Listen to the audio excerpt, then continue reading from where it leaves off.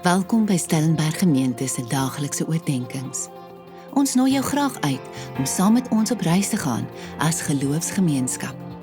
Nader aan God, nader aan mekaar, om 'n verskil te maak in die wêreld en om voortdurend te vernuwe.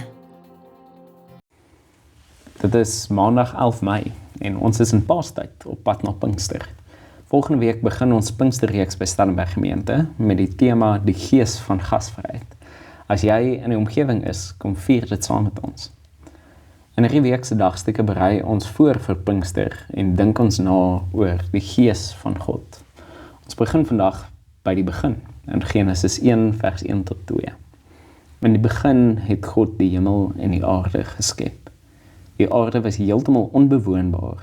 Dit was donker op die diep waters, maar die Gees van God het oor die waters gesweef. Met Pinkster vier ons die uitstorting van die Heilige Gees.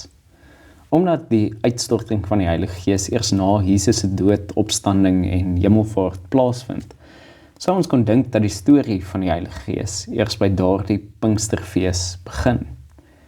Die teenoorgestelde is eintlik waar. Die Gees van God het nie 'n begin nie. Eerder, alles anders begin by die Gees van God. Die Gees van God is die begin van alles, wat alle lewe moontlik maak. Paul Tillich, een van die mees invloedryke teoloë van die 20ste eeu, het God beskryf as the ground of all being. God is nie 'n wese soos wat ons wesens is nie, maar God is die bron van alle wese, die grond waaruit wese groei. Met ander woorde, God se Gees is die bron en fondasie van die ganse skepping. Word vandag bewus dat alles wat bestaan, het God se Gees as die bron van hulle bestaan, wat al van die begin van die skepping af lewe moontlik maak en onderhou. Wat beteken dit vir jou dat jou wese God se Gees as bron het?